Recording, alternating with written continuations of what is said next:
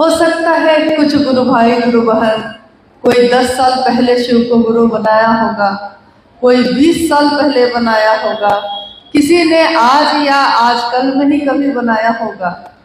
तो जानकारी किसी की ज्यादा किसी की कम होती है, लेकिन प्रेम क्षण में होता है और अगर नहीं हो पाता तो सालों बीत जाते हैं, प्रेम नहीं होता।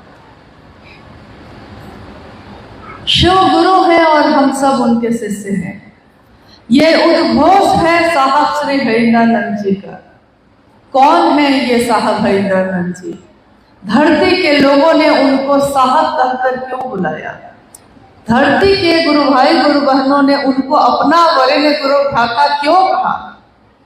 आइए हम उस पर बात करते हैं, क्योंकि अगर हम भीड़ पैदा कर लें, भीड़ तो जमा कर लेंगे, कोई बड़ी बात नहीं है। यहाँ तो कोई भी आयोजन होता है तो कहीं ना कहीं के लोग आ जाते हैं और भीड़ इकट्ठी हो जाती है। भीड़ इकट्ठी करना कोई बड़ी बात नहीं है, लेकिन हम सब ने शिव को अपना गुरु माना। हम कहते हैं कि 3 सूत्र करते हैं हम। पहले सूत्र में अपने गुरु से दया मांगते हैं, दूसरे सूत्र में उसी शिव के लिए बात करते हैं, लोगों से शिव की चर्चा परिचर्चा करते हैं, और तीसरे सूत्र में उसी शिव को प्रणाम करते हैं, नमन निवेदित करते हैं। लेकिन इन सारे कामों को करने से पहले हम लोगों को पहले उस चीज को समझ लेना चाहिए जो इस सब के मूल कारण है। आखिर हजारों वर्ष से, जब से ये धरती है, शिव की पूजा होती आई है। आज भी कुछ समय पूर्व दक्षिण अफ्रीका में खुदाई हुई थी और विशाल शिवलिंग खुदाई में मिला था। यानी शिव की पूजा कोई नई बात नहीं है। जब से ये धरती है, स्वयंभू शंभू शिव है ही। और हमारे शास्त्रों ने बाद में कहा कि ये शंभू कौन है, ये शिव कौन है। तो साधु और संतों ने, ऋषियों ने, मुनियों ने अपनी साधना से अध्यात्म के जगत के उच्च स्तर पर जाकर उस शिव का जैसा दर्शन किया, उस रूप को धरती के लोगों तक पहुंचाया। अब वो रूप कौन कौन से हैं? क्योंकि अन्य देवी देवताओं के स्वरूप रूप अलग अलग नहीं है, उनके अवतार हुए हैं, लेकिन शिव के जो रूप हैं वो अनेकों हैं, गिनती नहीं है जिसकी। हम उतनी ही गिनती कर पाते हैं जितना हम जानते हैं, लेकिन जितना हम जानते हैं ज्ञान सिर्फ उतना ही नहीं होता, हमसे बहुत ज्यादा कोई दूसरा जानता होता है। इस दुनिया के बारे में हम बात करते हैं कि जब यह सृष्टि बनी, जब यह दुनिया बनी, इस सृष्टि के पैदा होने की इसका मूल कारण क्या है? तो जो अनुभूत हुआ वो ये है कि शिव ने इच्छा की और सृष्टि सृष्टि हुई। तब हम लोग कोई नहीं थे, न ये धरती थी, न ये आकाश था, न ये 5 तत्व थे, कुछ भी नहीं था। एक बार साहब ने कहा महाशून्य था तब, और इस महाशून्य में कहीं भी कुछ भी नहीं था। और उसी अघोर अवस्था में शिव के मन में एक इच्छा पैदा हुई, एक से अनेक होने की। एको हम बहुत श्याम, मैं एक से अनेक हो जाऊं, और दुनिया बनती चली गई, सृष्टि सृष्टि हुई। एक ऐसी ध्वनि हुई जिसको आज हम ओम कहते हैं।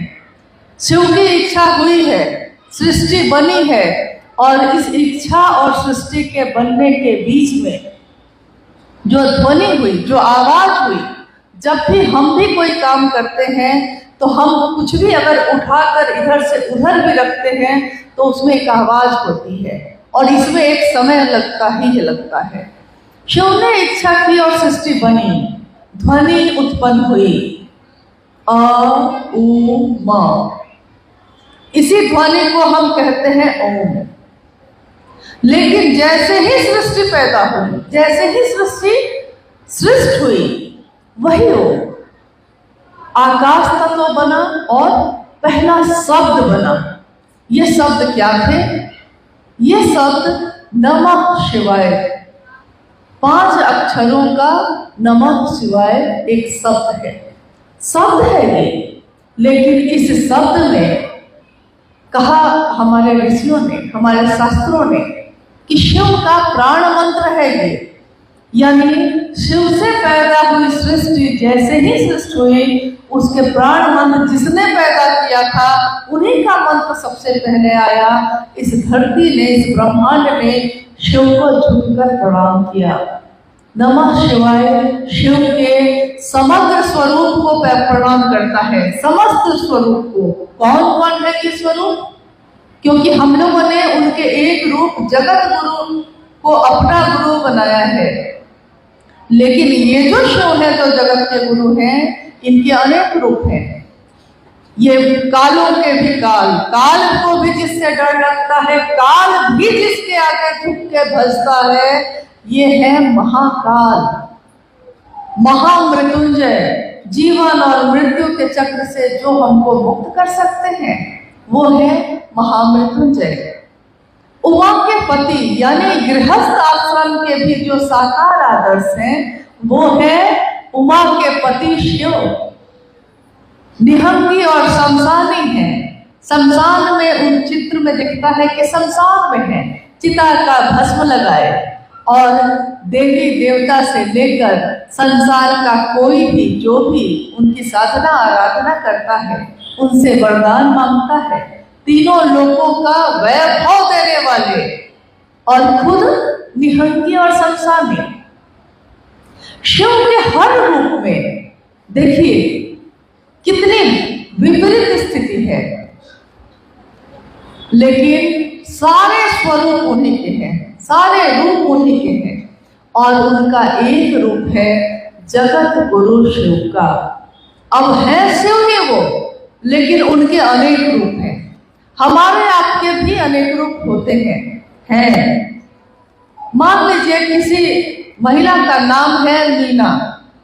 अब उस महिला का नाम है मीना, लेकिन वही एक महिला एक ही समय में किसी की बेटी है, किसी की बहन है, किसी की पत्नी, किसी की माँ, किसी की बहन, किसी की दोस्त, किसी की पड़ोसी, किसी की चाची, किसी की मामी। देखिए अनेक रूप है हर व्यक्ति के। शिव का जो भी अंश है उसका भी इस धरती पे उसके भी अनेक रूप हैं और वो जिस रूप से जिससे जुड़ा है उस रूप को उसी का लाभ मिलता है। जिस युग में हम आप रह रहे हैं, यानी ये युग, हमने सुना त्रेता युग आया, सतयुग आया, कितने युग आए। अभी जो चल रहा है उसको हम कहते हैं कलयुग है, कली का युग। शास्त्रों में लिखा गया कि कली का ये युग कैसा युग होगा, तो ये एक ऐसा युग होगा जिसमें पाप और अनाचार चरम पे होंगे, बहुत ज्यादा चरम पे, यानी कि बहुत ज्यादा, सबसे ज्यादा क्या होगा तो पाप, झूठ, अनाचार, अत्याचार सब कुछ होगा। अगर हम शास्त्रों की भी बात करें तो शिव पुराण में लिखा है कि जब सारे संसार के लोग धर्म से विमुख हो जाएंगे, गुरु और शिष्य की परंपरा भी जाती रहेगी, हर तरफ अनाचार और पाप का बोलबाला होगा, उस समय मात्र एक ही रास्ता उनके पास बचेगा और वो है नमः शिवाय मंत्र। कितने हजार वर्ष पहले इसकी रचना हुई और जिन्होंने लिखा उसी समय अनुभूत किया था कि ऐसा होगा, लेकिन हमको आपको कोई बताने वाला नहीं था, क्योंकि हम लोगों ने तो इतना ज्यादा अपने आप को बांट दिया है, अलग अलग जाति में, अलग अलग धर्म में, संप्रदाय में, लिंग में, वर्ण में, पुरुष है, स्त्री है, अमीर है, गरीब है, बड़ी जाति के हैं, छोटी जाति के हैं, ये सारी चीजों में हम लोगों ने अपने आप को इतना बांटा, शिव ने पैदा किया था एक जैसा, लेकिन हम लोगों ने आकर इस पवित्र, इस सुंदर धरती पे आके हम लोगों ने ये क्या किया? हम कह सकते हैं कि ये व्यवस्था के लिए बनाई गई। कोई चीज व्यवस्था के लिए बनाई जाती है, लेकिन अगर हमारी ये व्यवस्था हम ही को जकड़ ले तो इस व्यवस्था को हट भी जाना ठीक है। क्योंकि अगर इंसान का मानवीय गुण भी खत्म हो जाए तब ये जाति या धर्म कोई भी काम नहीं आता। हमारे मन में अगर करुणा नहीं, प्रेम नहीं, सहानुभूति नहीं किसी के लिए, दूसरे का सुख देखकर हम खुश नहीं होते, तो फिर हम कैसे इंसान हैं, हम कैसे जीव हैं? और इस समय में जब पूरे दुनिया में ऐसा अध्यात्म का संक्रांति काल चल रहा है, एक और इंसान ही है, वो शरीर में ही आए हैं, लेकिन उनका जन्म हुआ, नाम रखा उनके माता पिता ने हरिंद्रानंद। ये बालक जिसका जन्म हुआ, इनका जन्म हुआ बिहार के सिवान जिले में एक गांव है अमलोरी। उस गांव में एक छोटे से घर में एक बच्चे का जन्म हुआ, अपने माता पिता की पहली संतान, 4 भाई बहनों में सबसे बड़े। माता पिता ने नाम रखा हरिंद्रानंद। और देखिए, जिस दिन उनका जन्म हुआ यानी 31 अक्टूबर 1948 को जब उनका जन्म हुआ, सुबह में तिथि कुछ और थी, खंडित हो गई, और शाम में पूरी दुनिया ने दिवाली मनाई। उस दिन दिवाली का पर्व था, दिए जले। जब हम दिया जलाते हैं तो हम कहते हैं कि दिए की रोशनी हमको ऊर्ध्वमुखी करती है, ईश्वर की तरफ लेकर जाती है। इसीलिए भारत की संस्कृति में आपने देखा होगा कि हर जगह शुभ काम में हम दीप जलाते हैं, चाहे वो दीप मिट्टी का हो, आटे का हो, पीतल का हो, सोने का हो, चांदी का हो, किसी भी चीज का हो, लेकिन हम दीप जलाते हैं क्योंकि हमारी मान्यता है कि दिया हमको ऊर्ध्वमुखी करता है, मेरे मन में फैले अंधकार को दूर करता है। उस विशेष दिन इस बालक का जन्म हुआ और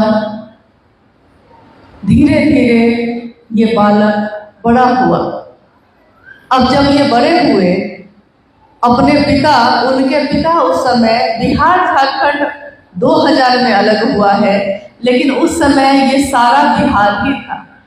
तो उनके पिता उस समय शिक्षा विभाग के डायरेक्टर, एजुकेशन डायरेक्टर थे, और उनके पिता का नाम डॉक्टर विश्वनाथ सिंह, माँ का नाम राधा देवी है। अपने चारों बच्चों में अपने पहले बच्चे हरिंद्रानंद जी को जब वो देखते तो उनको लगता कि ये मेरा बच्चा एक अनोखा बच्चा है, ये क्या करता है। कभी साहब हरिंद्रानंद जी महादेव की तस्वीर पे पानी का पाइप लगाकर साइफन से पानी उसमें पाइप में छोड़ देते थे, और वो महादेव की जो तस्वीर थी कागज की रहती थी, अब तो प्लास्टिक की भी आने लगी है, या जो बैनर बनता है उस तरह की चीजें आने लगी है, तो पानी से नहीं गलती। लेकिन कुछ वर्ष पूर्व तक में भी कागज की तस्वीर रहती थी, पानी पड़ जाए तो गल जाती थी। और बच्चा, बालक हरिंद्रानंद जी सोचते कि ये तस्वीर गल क्यों गई, गल गई। तो उनके माता पिता कहते हैं कि ये क्या कर रहा है।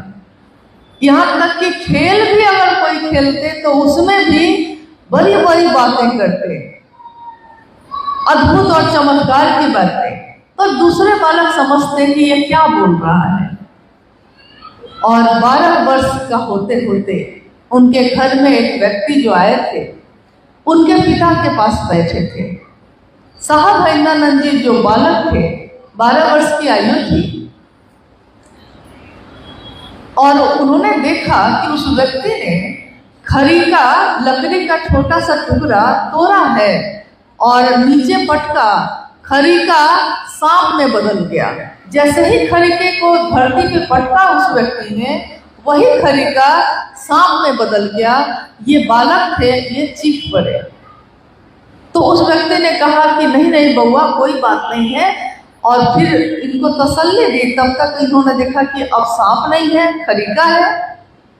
एक छोटे बच्चे के मन पर इस बात का बहुत असर पड़ा और पहले से ही आध्यात्म की तरफ उनका झुकाव था।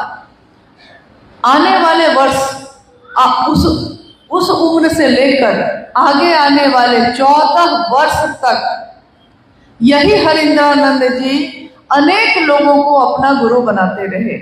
कभी किसी साधु को गुरु बनाते, कभी किसी अघोरी को, कभी किसी शमशान वाले को, किसी काबालिक को, किसी संत को। उनको जिससे मिलके लगता कि इससे मैं कुछ सीख सकता हूँ, वो उसको अपना गुरु बनाते। लेकिन कुछ समय के बाद उनको लगता कि नहीं, इससे भी कुछ नहीं मिल रहा है। नतीजा ये हुआ कि एक तरफ उनकी पढ़ाई, शिक्षा, दीक्षा चलती रही और दूसरी तरफ शमशान की साधना, मंत्रों का जप, ये भी चलता रहा। अब आया वर्ष 1974, नवंबर का महीना था। पटना में एक कॉलेज है, लॉ कॉलेज, कानून की पढ़ाई होती है उसमें। उस लॉ कॉलेज से दिन में पढ़ाई करते और शाम में ट्रेन पकड़ के, आरा का नाम सुना है आपने? आरा जिला, आरा बलिया सब जानते हैं। आरा जिले में एक शमशान भूमि है, गांगी शमशान। शाम में ट्रेन पकड़ के साहब पटना से वहां जाते, रात में शमशान साधना करते, सुबह में फिर से ट्रेन पकड़ते और वापस पटना आ जाते। लेकिन कुछ भी हासिल नहीं हुआ। 1972 में उनका विवाह, पलामू जिला है, वहीं पे मनातूगढ़ में, मनातूगढ़ एक राज परिवार है जिसमें उस समय काफी वैभव, 7 आंगन का बहुत बड़ा घर उनका, और उस वैभव में माँ नीलमानंद जी का जन्म हुआ।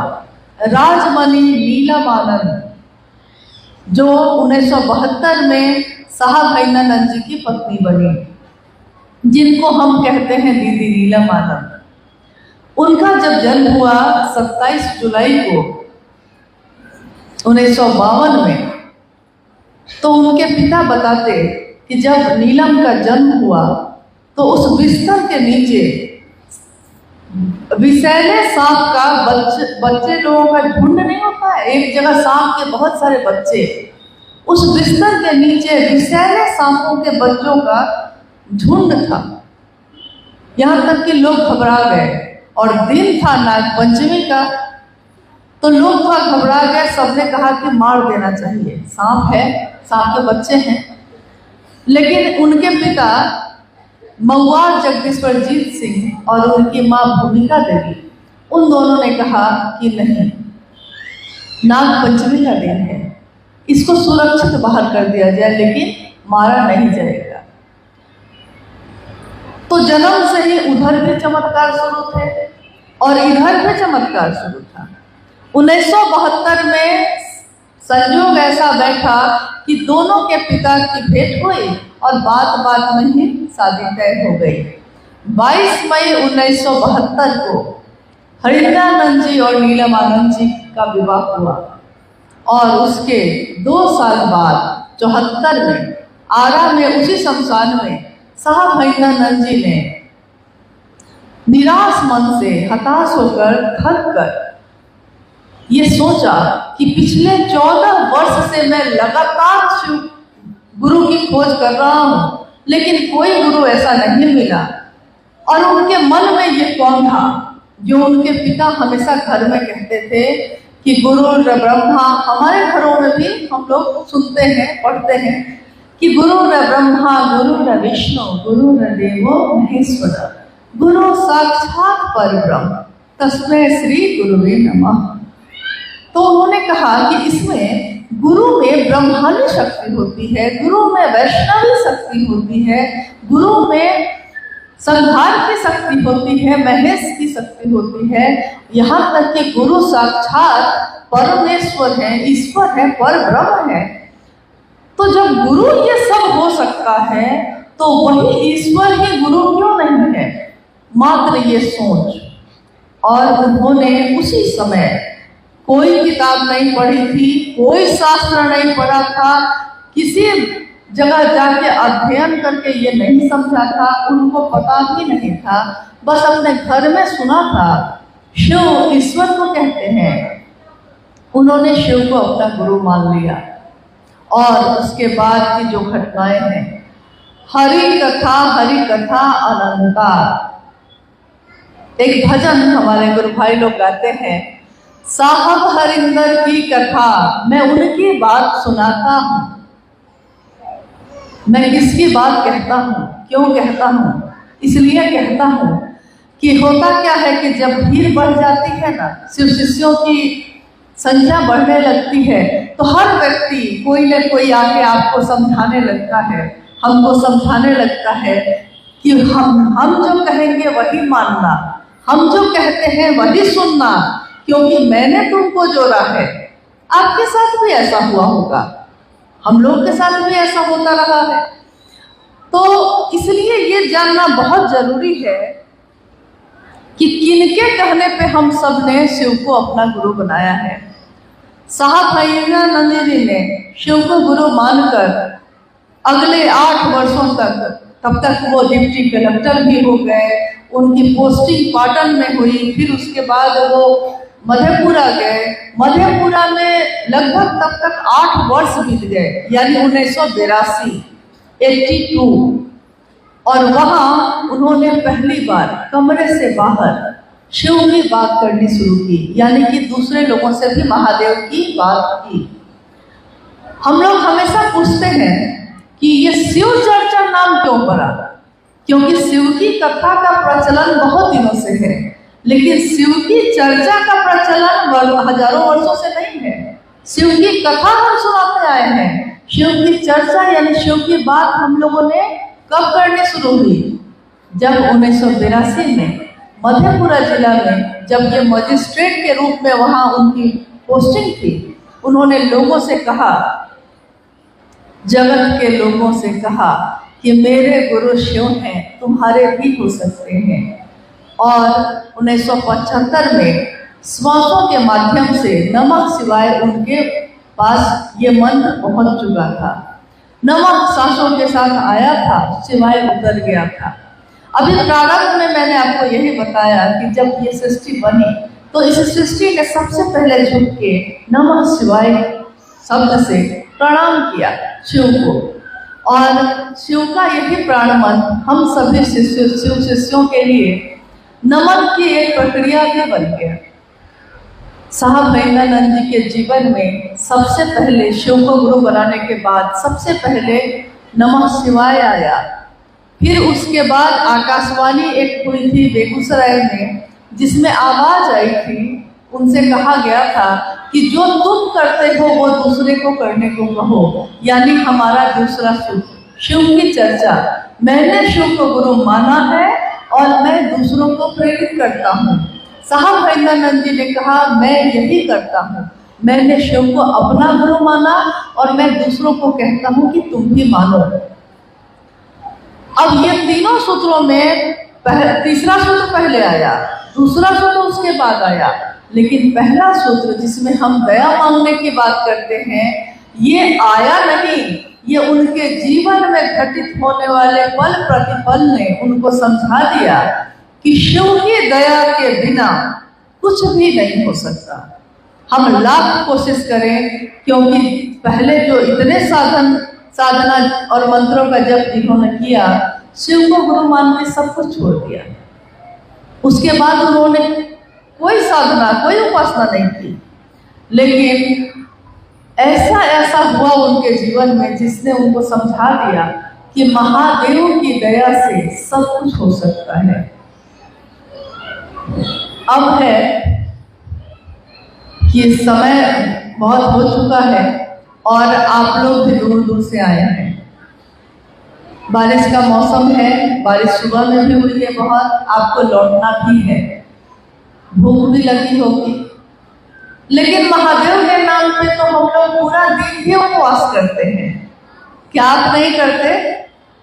हम लोग नहीं करते, हम लोगों ने किया है, हम लोग को आता है ये। तो पूरा दिन का उपवास मत करिए, लेकिन थोड़ी देर के लिए हम लोग और यहाँ रुकते हैं, क्योंकि लौटना तो आपको भी है, लौटना तो मुझको भी है। न जाने ये बात फिर कब होगी ना होगी, न जाने ये वक्त, ये समा फिर होगा ना होगा, कोई नहीं जानता। जीवन में अगले पल में क्या होगा हम नहीं जानते, लेकिन मेरा मन ये समझ जाए ये बहुत जरूरी है।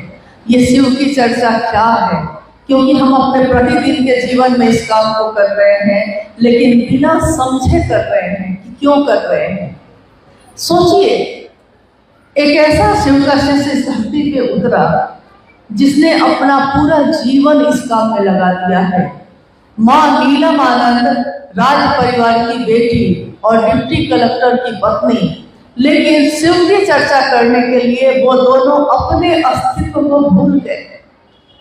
महादेव की बात ऐसी ही होती है।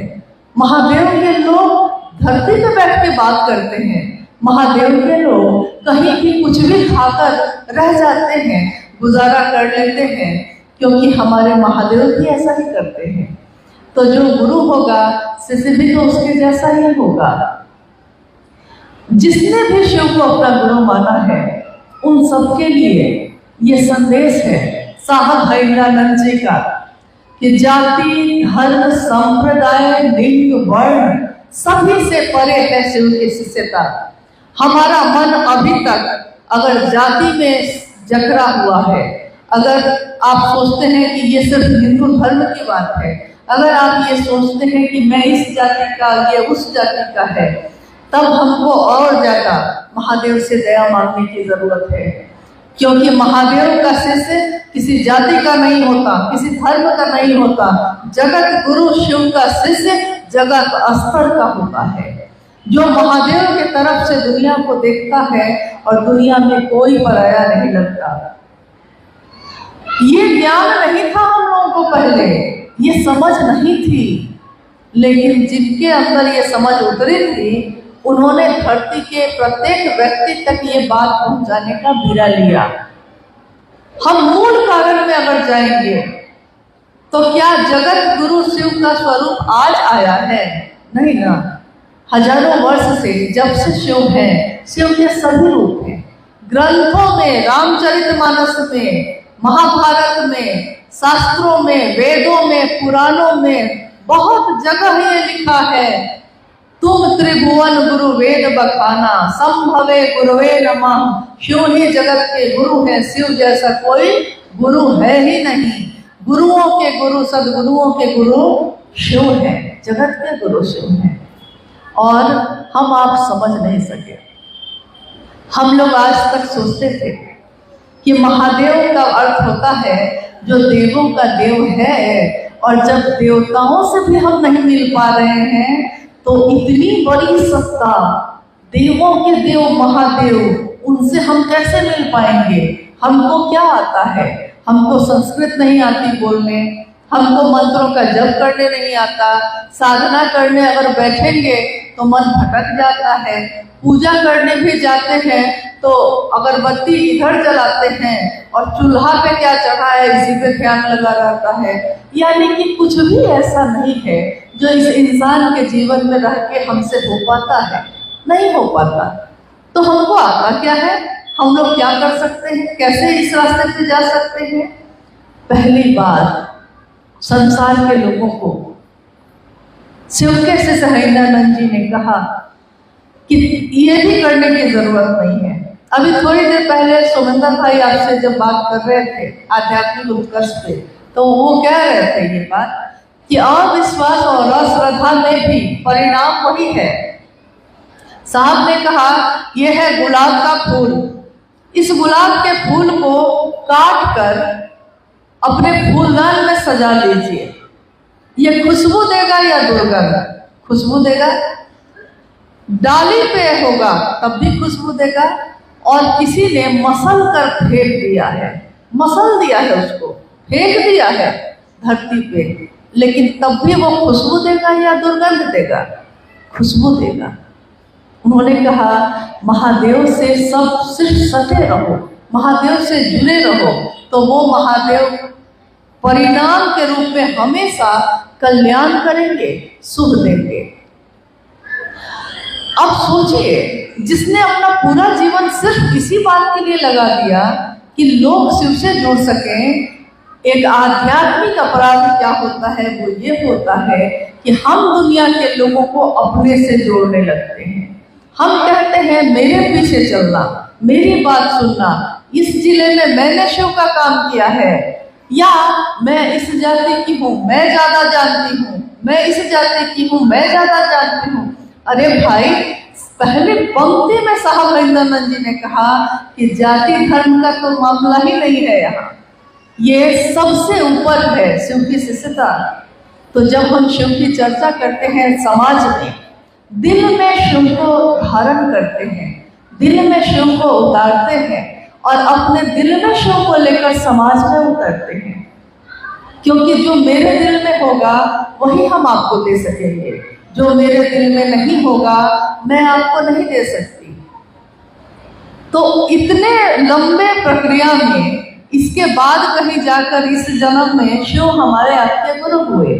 शिव की चर्चाएं आज हर जगह होती हैं, लोग आपको बहुत गौर से देखते हैं, आप क्या कर रहे हैं।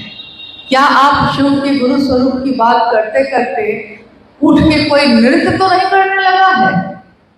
ऐसा भी होता है कहीं कहीं। कोई तंत्र मंत्र तो नहीं करने लगा, कोई व्यापार तो नहीं बना रहा है इसका। मतलब डांस करना कोई खराब बात नहीं है, अच्छी बात है, लेकिन अपने घर के पार्टी में करने पे ठीक लगता है, शिव की चर्चा में करने पे नहीं ठीक लगता। हर चीज के लिए एक जगह होती है। तो अगर शिव की चर्चाओं में ऐसा कहीं हो, आप जरूर उसको रोकिए। या कभी कभी ऐसा भी होता है कि साप्ताहिक चर्चा शुरू हुई है, हम लोगों ने शुरू किया है, और साप्ताहिक चर्चा शुरू जिसके द्वारा होता है, तो बहुत जगहों पे ऐसा भी होता है कि उनके द्वारा कहा जाता है कि मेरे आने से पहले शुरू नहीं होना चाहिए, मतलब कि हम आएंगे तब चर्चा शुरू होगी। तो जी नहीं, साहब हरिंदरानंद जी ने बिल्कुल ये नहीं कहा है। उन्होंने कहा है कि अगर दो व्यक्ति भी कोई वहां पहुंच गया है तो वो चर्चा शुरू कर सकता है। हरा बोला, हरा बोला, भोला भोला, हरा हरा। 1983 में 83 में मधेपुरा में मां नीलमानंद जी के द्वारा ये रचित है, शुरू हुआ था। शिव की चर्चाएं जब शुरू हुई थी तो हम प्रारंभ में सबसे पहले इसको गाते थे, और इसके बाद जागरण भजन जो है, जागा जागा महादेव, इसको गाते, और उसके बाद शिव की चर्चा होती।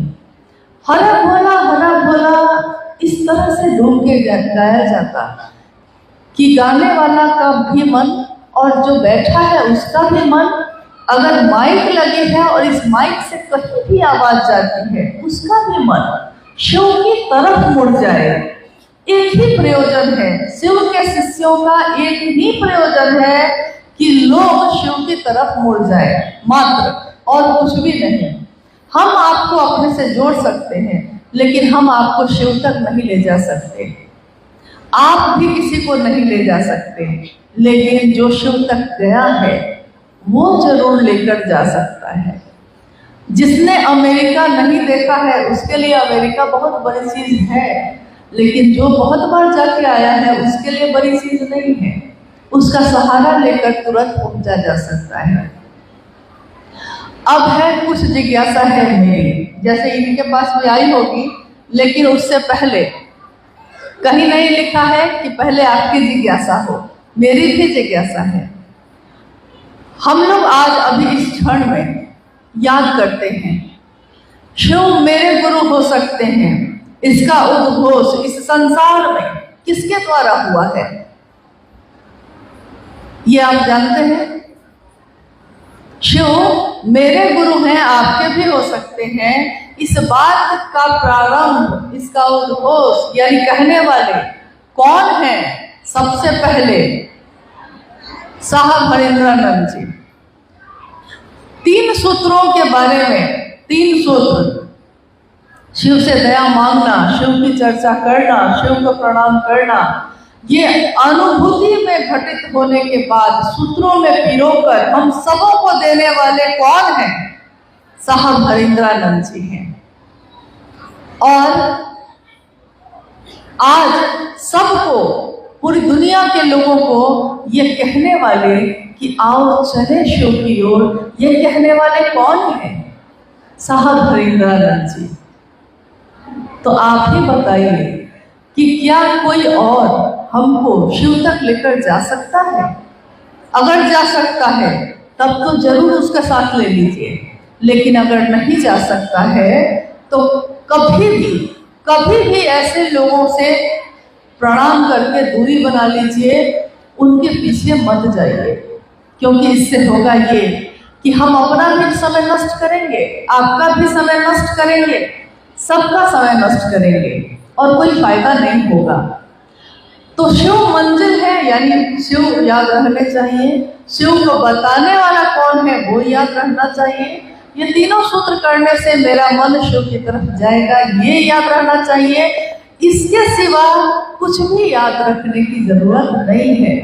भूल गया सब कुछ, याद नहीं अब कुछ, पर एक बात नहीं भूली। क्या गीत में कहता है, क्या नहीं भूली? तो यही नहीं भूली कि मैं तुमको प्यार करती हूँ, प्रेम करती हूँ, ये बात मैं नहीं भूली, लेकिन बाकी सब कुछ भूल गई। तो बाकी सब कुछ भूल जाना ज्यादा अच्छा है, लेकिन याद रखना है तो बस इतना ही कि शिव मेरे गुरु है। मेरा काम इतना ही है कि जहां भी समय मिले, मौका मिले, शिव की बात दूसरों से हम करें। शिव की चर्चा कोई कथा नहीं, ये कोई उपदेश नहीं है, ये कोई प्रवचन नहीं है, ये कोई सत्संग नहीं है। शिव की चर्चा व्यक्ति के आध्यात्मिक और मानसिक तल पे जागरण का है। व्यक्ति जग गया, उसके नाम की घोषणा हुई है। आज से, अभी से इन्होंने शिव को अपना गुरु बनाया है, और नाम के घोषणा के साथ साथ जैसे ही कोई व्यक्ति ये कहता है, जो आप कह रहे थे थोड़ी देर पहले, जागा जागा महादेव, ये महादेव नहीं सोया है, महादेव तो जगा ही हुआ है, परंतु वो महादेव जो मेरे हृदय में सोया है, मेरे मन में सोया है। दीदी नीलमानंद जी ने कहा, शिव तुम जागो, शिव तुम जो मेरे हृदय में हो लेकिन सो गए हो, इसलिए हम मूल मानवीय गुण को भी भूल गए हैं। मूल मानवीय गुण एक इंसान का गुण, एक इंसान का गुण होता है प्रेम, सहानुभूति, करुणा, ममता। किसी इंसान का ये गुण नहीं होता कि वो किसी से नफरत करे, ये इंसान का गुण नहीं कि वो किसी से जलन करे, ये इंसान का गुण नहीं कि वो किसी की हत्या कर दे। इंसान का गुण है कि किसी के प्राण को वो बचा ले। इंसान का गुण है कि किसी सोते हुए को कंबल ओढ़ा दे। इंसान का गुण है कि किसी भूखे को भोजन करा दे, किसी को कपड़ा नहीं है तो कपड़ा दे दे। और कुछ नहीं दे सकता, अगर कपड़ा भी नहीं दे सकते, भोजन भी नहीं दे सकते, तो महादेव तो दे सकते हैं। इंसान का ये गुण है कि जीव शिव होता है, और जब कोई शिव होता है तो वो दूसरों में भी वही बांटता है, शिव ही बांटता है। जो मेरे दिल में होगा वही हम आपको दे सकेंगे। मेरे दिल में अंधेरा है तो हम आपको अंधेरा ही देंगे। मेरे दिल में अगर रोशनी है, चिन्मय ज्ञान की रोशनी है, तो हम आपको भी रोशनी ही देंगे। किसी के हाथ में जलता हुआ दिया हो और वो एक अंधेरे घर में प्रवेश करे, तो उस अंधेरे घर में भी उस दिए से रोशनी होगी। मेरे हाथों में अगर रोशनी है तो हम आपके घर में भी रोशनी लेकर जाएंगे। मेरे दिल में अगर महादेव धड़केंगे तो हम आपके दिल में भी महादेव को ही धड़काएंगे। हम अपने घर को साफ सुथरा कर लेते हैं। हम अपने लौकिक घर को, जो छोटे छोटे घर है हमारे, हम उसकी सफाई करते हैं, सुगंधित स्प्रे कर लेते हैं। सुगंध ही सुगंध है घर में। परंतु मेरे घर में अगर सुगंध है और पूरा परिवेश बाहर का गंदा है, कचरे से भरा हुआ है, तो याद रखिएगा कि घर में सुगंध छिड़कने से सुगंध नहीं आती जब तक कि परिवेश भी सुंदर ना हो। और जिस तरह मेरा घर सुंदर हो जाए, मेरे घर में शिव का वास हो जाए, हमारी कोशिश होनी चाहिए कि परिवेश भी सुंदर हो, ये दुनिया भी सुंदर हो। शिव मेरे हो तो दुनिया के भी हो जाए। इसीलिए साहब ने कहा, शिव जन जन के गुरु है। शिव किसके हैं? एक व्यक्ति के नहीं है, एक परिवार के नहीं है। शिव जन जन के हैं, हर व्यक्ति के हैं। हर व्यक्ति में शिव बनने की पात्रता है। यहाँ लौकिक जगत में हम अमीर हो सकते हैं, गरीब हो सकते हैं। लौकिक जगत में कोई पदाधिकारी हो सकता है, कोई खेती करने वाला किसान हो सकता है, परंतु शिव की दुनिया में सब एक है। दरबार में सच्चे शिव गुरु के दुख दर्द मिटाए जाते हैं। सदियों से सताए लोग यहाँ सीने से लगाए जाते हैं। ये सदियों से सताए लोग, जो अब कोई भी जाति के हो, कोई भी धर्म के हो, किसी भी संप्रदाय के हो, लेकिन महादेव उनको सीने से लगाते हैं। चाहे देवता हो, चाहे राक्षस हो, महादेव के सामने जो झुक के जाता है, चाहे वो जहरीला सांप भी हो, लेकिन अगर उड़ के बल जाता है, सीने के बल जाता है, तो महादेव उसको सीने से लगाते हैं। महादेव उसको अपने गले का हार बनाते हैं। हम चाहे अच्छे हो, हम चाहे बुरे हो, मैं भला हूँ कि बुरा हूँ, महादेव मेरी लाज रखना, मेरी लाज तू ही रखना।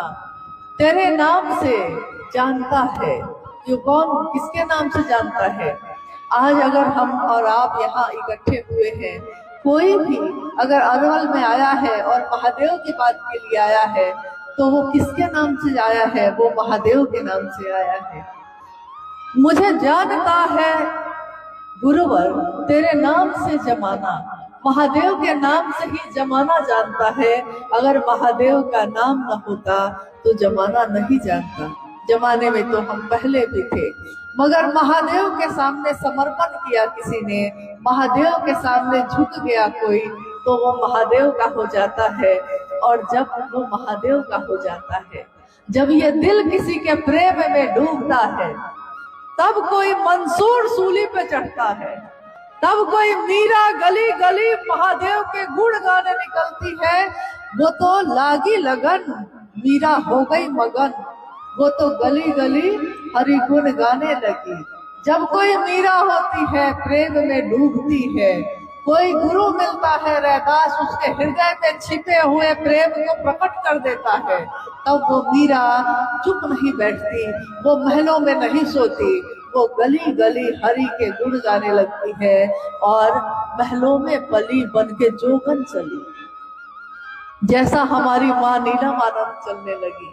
महलों में पली, एक राज परिवार की बेटी, एक डिप्टी कलेक्टर की पत्नी, और जिनके घर में, ससुराल मायके में हर जगह वैभव और ऐश्वर्य बिखरा हो, वो साहब हरिंद्रानंद जी के साथ, शिव के शिष्य के साथ कदम से कदम मिलाकर घर घर जाने लगी, खेतों में जाने लगी, ट्रैक्टर पे बैठकर जहाँ रास्ते ना हो उन रास्तों पे भी कीचड़ से लिपट के भी वो अपने महादेव का संदेश पहुंचाने लगी। क्योंकि ऐसी लागी लगन, क्योंकि महलों में पली थी लेकिन बन के आज जोगन। जोगन कौन होती है? जो शिव के प्रेम में डूब जाए, जो ईश्वर के प्रेम में डूब जाए, उसके मन को फिर धैर्य नहीं होता, वो फिर घर में बैठ नहीं पाती, उसके मुंह से निकलता ही रहता है महादेव महादेव। और महादेव ये कौन है? महादेव किस महादेव की बात हो रही है? किस महादेव के गुरु स्वरूप की बात हो रही है? वही शिव जो भारत भूमि के कण कण में है, पूरे विश्व जिसकी इच्छा का प्रतिफल है। कण कण में महादेव है और कंकर कंकर में शंकर है। उस धरती के रहने वाले हम लोग शिव को भूल जाएंगे तो नहीं चलेगा। महादेव मुझको याद रहे, महादेव मेरे अपने बने रह जाएं।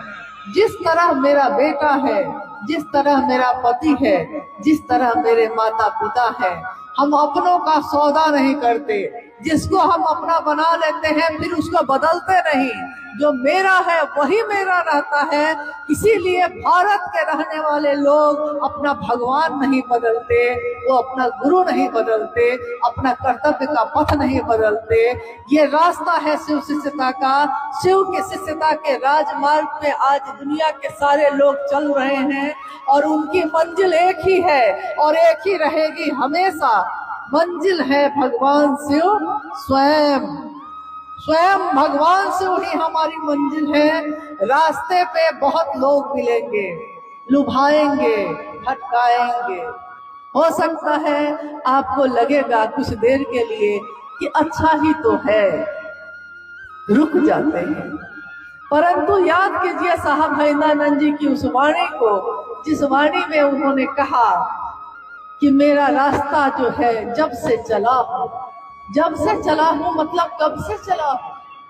31 अक्टूबर 1948 को उनका जन्म हुआ सिवान के अमलोरी नामक ग्राम में।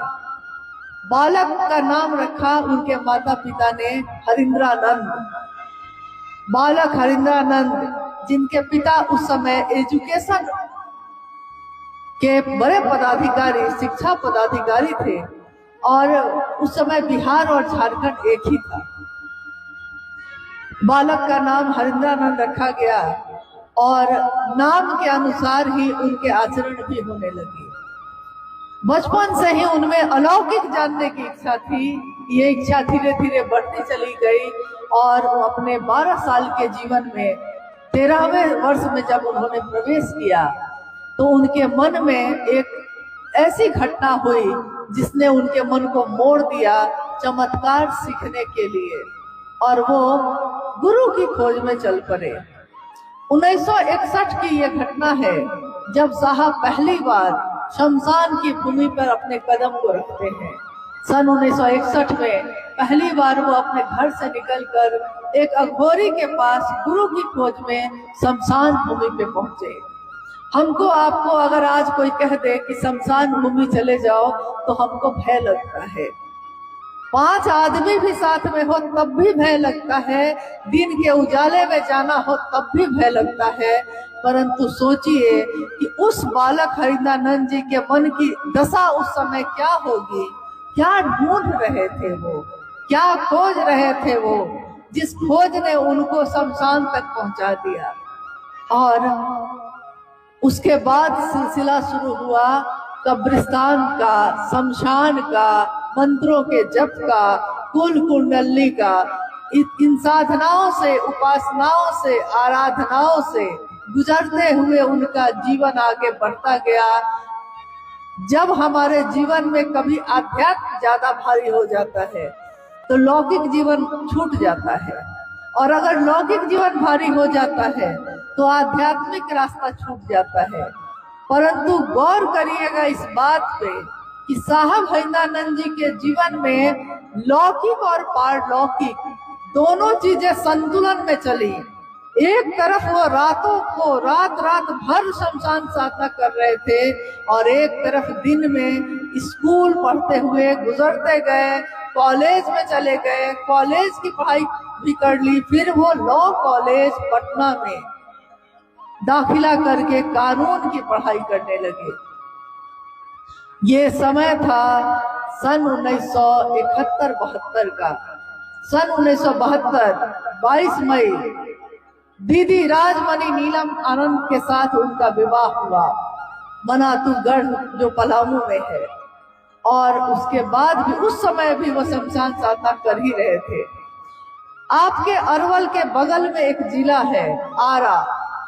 आरा के गांगी शमशान में लगभग प्रति रात पटना से वो आते आरा और रात भर उस शमशान में साधना करते लौट जाते। उन्होंने 12 साल के बाद जो सिलसिला शुरू किया था वो अगले 1974 में, जब उन्होंने उस आधी रात को आरा के गांगी शमशान में सोचा था कि मैं पिछले 14 वर्षों से महादेव के रास्ते पे चल रहा हूँ, चमत्कार की दुनिया में प्रवेश किया है मैंने, न जाने कितने तरह के लौकिक और पारलौकिक चीजों की साधना आराधना कर रहा हूँ, कुछ भी हासिल नहीं है, हाथ खाली के खाली है। अगर कोई लक्ष्य लेकर आप चलिए और 14 साल तक लगातार कोशिश करिए और आपके हाथ खाली रह जाए तो कैसी निराशा होती है, कैसी हताशा होती है। वही निराशा, वही हताशा उस दिन उनके मन में उपजी। उन्होंने अपने जीवन को देखा, मैं पिछले 14 वर्षों से चल रहा हूँ, कुछ भी हासिल नहीं हुआ।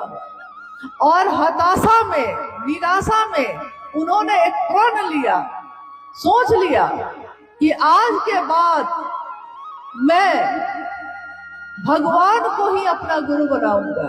अभी तक उन्होंने शरीरधारी लोगों को अपना गुरु बनाया था, लेकिन उस दिन एक घटना जो उस समय घटित हुई है, आधी रात को आरा के गांगी शमशान में साहब के मन में एक मंत्र ने, जो प्रतिदिन हमारे घर परिवार में, मंदिरों में ये मंत्र पढ़े जाते हैं, लोग सुनते हैं, सुनाते हैं, लेकिन सबके मन पे वो असर नहीं होता जो असर उस दिन साहब हरिदानंद जी के मन में हुआ। उनके मन में अचानक, देखिए मन अदृश्य है, मन दिखाई नहीं देता, लेकिन ये मन ही हमारे पूरे जीवन को चलाता है, मन ही सुख और दुख लेता है, मन ही पराया और अपना समझता है। उस दिन उनके मन में एक श्लोक गूंज उठा।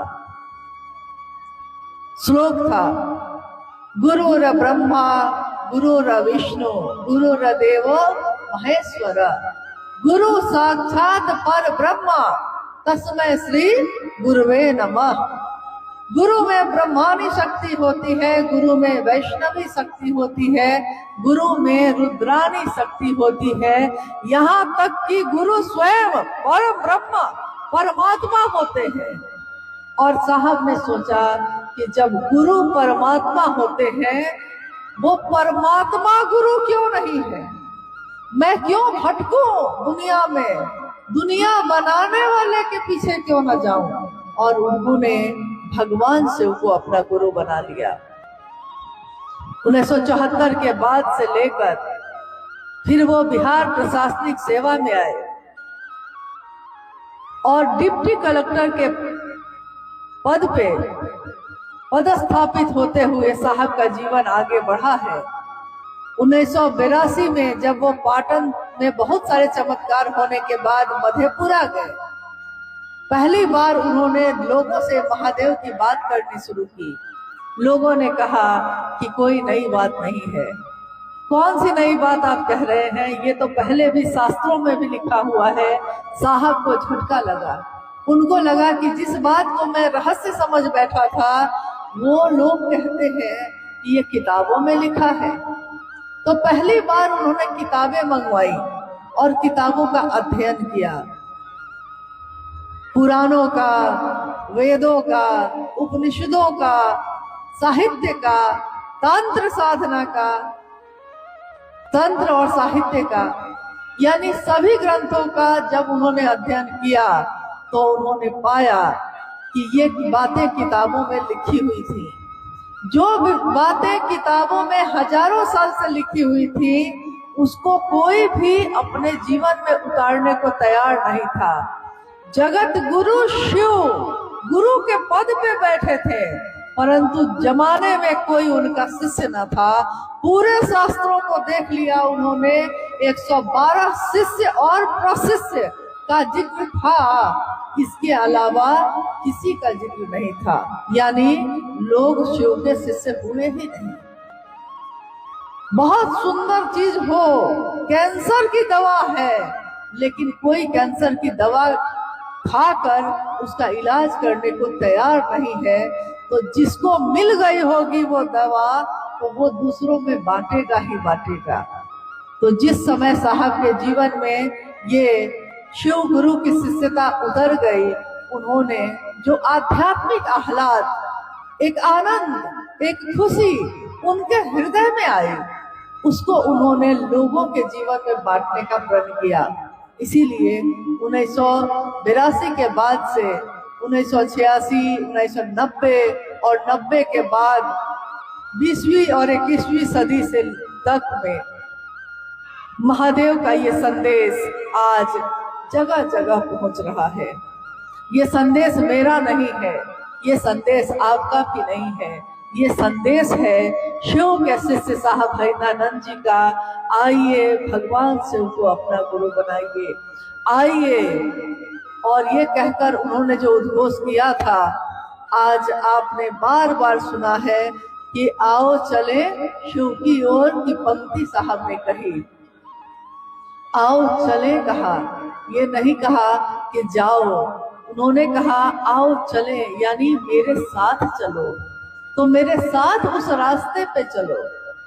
कहा ये मानव का, इंसान का शिव की तरफ उन्मुख होने का उद्घोष है। ये उद्घोष नहीं, जय घोष नहीं, ये कोई नारा नहीं है, ये मानव का शिव की दिशा में चलने का, ऊर्ध्वमुखी होने का रास्ता है।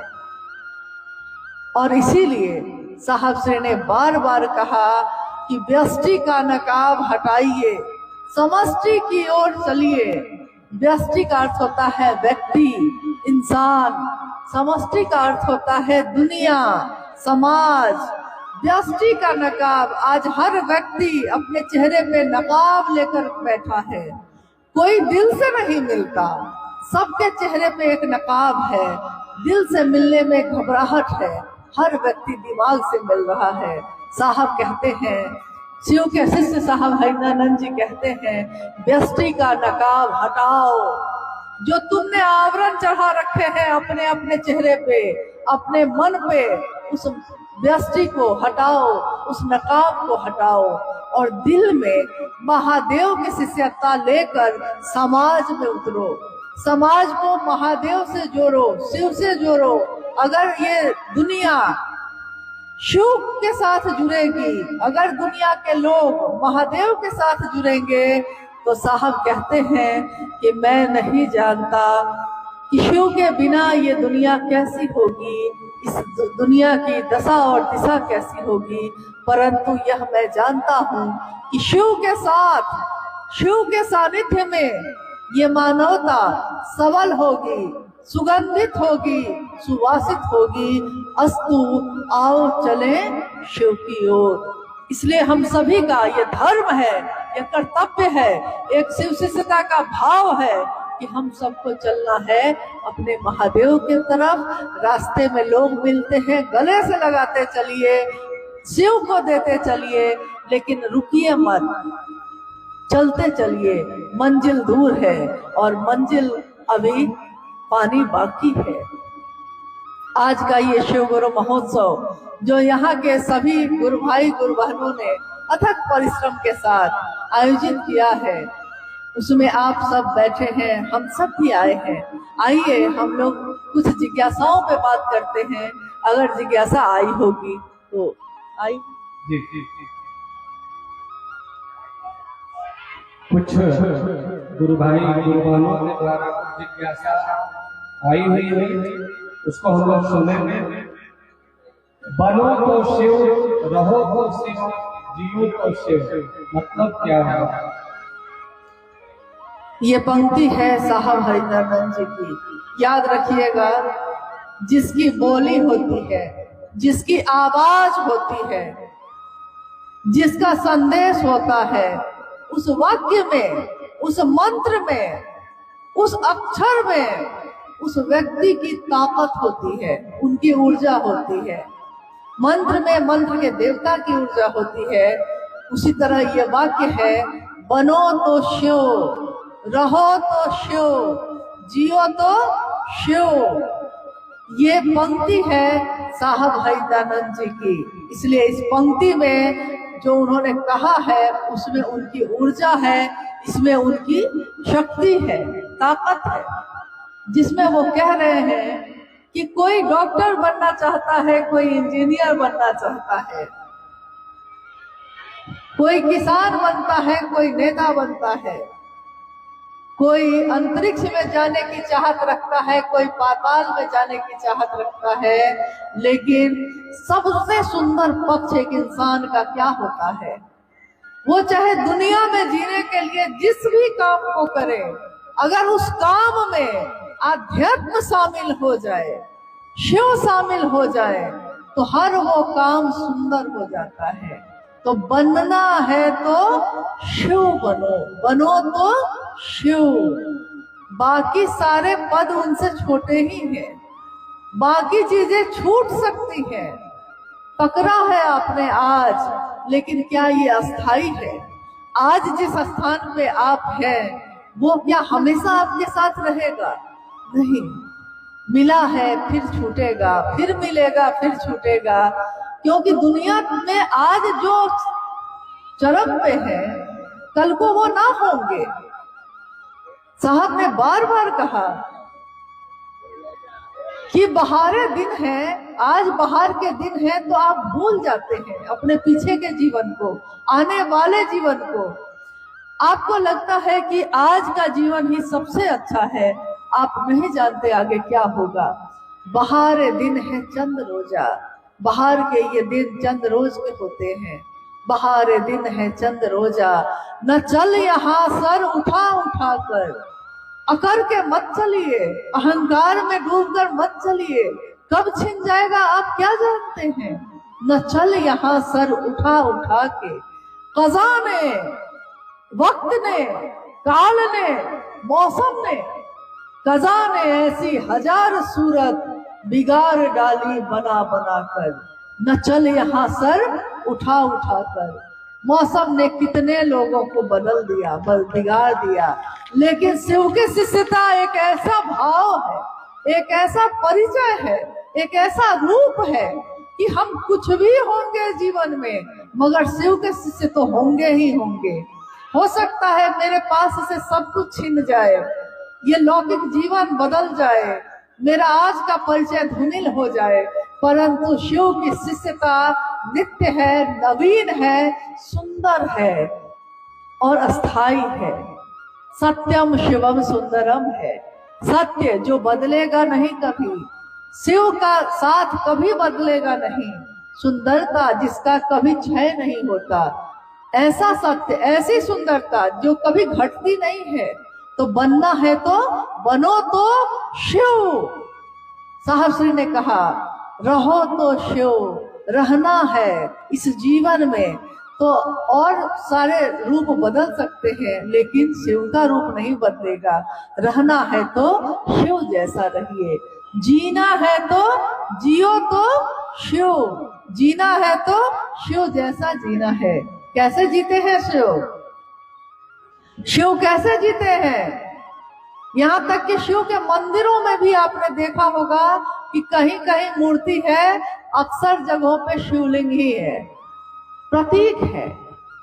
शिव कैसे है? तस्वीरों में जो शिव है किसी ने तो बनाया होगा, किसी ने तो शिव का वो दर्शन किया होगा, तब उसने चित्र में उकेरा होगा। शिव चित्रों में कैसे है? अन्य देवी देवता सिंहासन पे बैठे हैं, अन्य देवी देवताओं ने आभूषण ऊपर से नीचे तक पहन रखा है, परंतु शिव के बारे में कहा जाता है कि त्रैलोक्य को देने वाले हैं, त्रैलोक्य पति हैं, तीनों लोकों के पति हैं। तुम त्रिभुवन गुरु वेद बखाना, तीनों त्रिभुवन के गुरु हैं, सब कुछ है, आदि योगी है, आदि गुरु है, महाकालेश्वर है, महायोगेश्वर है, नटराज है, नीलकंठ है, न जाने क्या क्या है वो, लेकिन वो महादेव जो सब कुछ है, चित्र में देखिएगा कि कैसे बैठा है, निहंगी, शरीर पे कोई वस्त्र नहीं, चिता का भस्म लगाए, मौत ही सच है इसको दर्शाते हुए चिता का भस्म जिनके शरीर पे लगा है, कलंकित चंद्रमा जिनके माथे पे शोभायमान है, और विषधर भुजंग जिनके गले का हार है, वो शिव कैसे बैठे हैं। परम अवस्था है शांति की, शिव के साथ अतुलनीय शांति मिलती है। सब जगह पे उतार चढ़ाव हैं, तरंगे हैं, परंतु शिव के पास अघोर है, वो अघोर जो किसी भी तरह से घोर नहीं होता, जो कुछ भी होने से परम शांत है। तो साहब ने कहा जियो तो शिव, जो दूसरों को कल्याण कर देने के लिए विष भी पी जाता है, हलाहल का पान करता है मान के साथ, ये नहीं सोचता कि दुनिया ने मुझको क्या दिया है। जब देवताओं ने राक्षसों ने हलाहल दिया तो मान सहित विष खाई के शंभु जगदीश, मान के साथ विष को भी खा लिया और शंभु इसीलिए जगदीश हुए, जगत के ईश हुए, ईश्वर हुए, क्योंकि ईश्वर बनना आसान नहीं होता, तो बनना है, रहना है, जीना है तो शिव जैसा जीना है, जो परम शांत है, दूसरों का कल्याण करते हैं, कभी किसी का अहित नहीं सोचते। शिव के शिष्यों को भी कभी किसी का अहित नहीं सोचना चाहिए और ना अहित करना चाहिए। दूसरों का कल्याण करने में महादेव हमेशा अपने शिष्यों का साथ देते हैं, मदद करते हैं, इसलिए शिव का साथ लीजिए। अगली जिज्ञासा है कि साहब कहा करते थे भीड़ का कोई गणित नहीं होता, आखिर इस पंक्ति का भाव क्या था। देखिए, भीड़ बहुत जगहों पे होती है, मेला लग जाए तब भी भीड़ हो जाती है, नाच का आयोजन हो तब भी भीड़ लग जाती है, कहीं कोई ऐसा कार्यक्रम, फुटबॉल क्रिकेट चल रहा हो, खेल का मैदान हो, वहां भी भीड़ लग जाती है। तो भीड़ का कोई गणित नहीं है, यानी भीड़ को देखकर आप ये नहीं कह सकते कि सारे लोग खेलने वाले होंगे, क्योंकि बहुत सारे लोग देखने वाले होंगे, तमाशा देखने आए हैं। लेकिन क्या शिव की शिष्यता भी तमाशा है? क्या शिव की शिष्यता भी दर्शक बनने की प्रक्रिया है? नहीं। शिव के शिष्य चाहे एक दिवसीय कार्यक्रम करते हैं, चाहे वो छोटे छोटे साप्ताहिक चर्चा स्थलों को चलाते हैं जहां 50, 100, 200 लोग आते हैं, चाहे वो लाखों की भीड़ में जाते हैं, तब भी शिव का शिष्य हमेशा स्वयं और समूह को शिव भाव से भरने की मानसिकता में ही जाता है। उसके लिए शिव का शिष्य भाव, उसके लिए अपने गुरु शिव की गरिमा तमाशा नहीं है, उसके लिए ये दर्शक दीर्घा बनाने की प्रक्रिया नहीं है, इश्क है, ये तमाशा नहीं है, इश्क है, मोहब्बत है, प्रेम है, और प्रेम में दिया जाता है, प्रेम में लिया नहीं जाता। प्रेम जब हो जाता है तो पूरी दुनिया भी एक तरफ हो जाए, अकेला भी आदमी खड़े होके यही बोलता है, जिस तरह कभी मंसूर ने कहा था, जब उसने कहा कि खुदा है, खुदा है, और राजा ने कहा कि मैं ही खुदा हूँ। मंसूर कहता रहा मैं थोड़े ही बोल रहा हूँ, मेरे अंदर कोई है जो बोलता है, मैं बोलूं तो चुप हो जाऊं, लेकिन मेरे अंदर से जो बोलता है तो मैं चुप कैसे रहूं। तो राजा ने उसको सूली पे चढ़ाने की सजा दे दी थी। इश्क था वो, खुदा से, ईश्वर से प्रेम है। तब मंसूर ने सूली पे चढ़ के जो कहा था, वही बात साहब ने कितनी बार कहा कि चढ़ के सूली पे मंसूर बोला। सूली पे चढ़ गया वो, मीरा जहर का प्याला पी गई, लेकिन सूली पे चढ़ के उसने कहा कि इश्क है ये, तमाशा नहीं है। तमाशा थोड़े ही है कि बदल जाऊंगा। शिव शिष्यता तमाशा नहीं है, ये भीड़ को पैदा करने की जगह नहीं है। ये हर व्यक्ति की चेतना में शिव को जगाने की विधा है। ये तीनों शुद्ध स्वस्फूर्त जागरण करने की विधा है। ये काम नहीं है कि देखा देखी कर लिया है, मशीन की तरह कर लिया है। नहीं, हर व्यक्ति महादेव से दया मांगता है। हर व्यक्ति अपने गुरु का काम करता है, अपने गुरु की बात दूसरों से करता है। भीड़ में बैठते हम जरूर हैं, लेकिन इस भीड़ में बैठा हुआ हर व्यक्ति शिव का शिष्य है। और एक शिव का शिष्य हजारों लाखों लोगों को शिव शिष्य बनाता है। इसलिए शिव की दुनिया में शिष्य होते हैं और शिष्य की दुनिया में शिव होता है। ये तमाशा नहीं है, ये भीड़ इकट्ठा करने की जगह नहीं है, ये प्रेम की जगह है। इसलिए आपने देखा होगा कि किसी किसी कार्यक्रम में, शिव गुरु महोत्सव में लाखों शिव के शिष्य इकट्ठे हो जाते हैं। लगाव है, चुंबक की तरह सारे लोग जुट जाते हैं। परंतु कब आते हैं, कब बैठते हैं और कब उठकर धीरे धीरे सब के सब चले जाते हैं।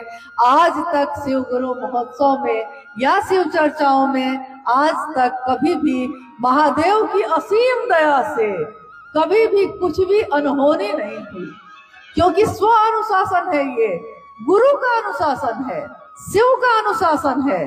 तो शिष्य अपने गुरु के अनुशासन में रहता है। इसीलिए शिव के शिष्य अपने गुरु शिव के अनुशासन में बैठते हैं, सुनते हैं और लौट कर फिर चले जाते हैं दुनिया में अपने गुरु के नाम का झंडा फहराने। झंडा एक ही होता है, याद रखिएगा। झंडा पे याद आया, जैसे हम लोग भारत देश के रहने वाले लोग हैं, तो इस देश का झंडा एक ही है। इस देश में अलग अलग जाति धर्म संप्रदाय के लोग रहते हैं, परंतु जब झंडा तोलन होता है तो एक ही झंडा होता है और उसी के नीचे सारे लोग खड़े होते हैं।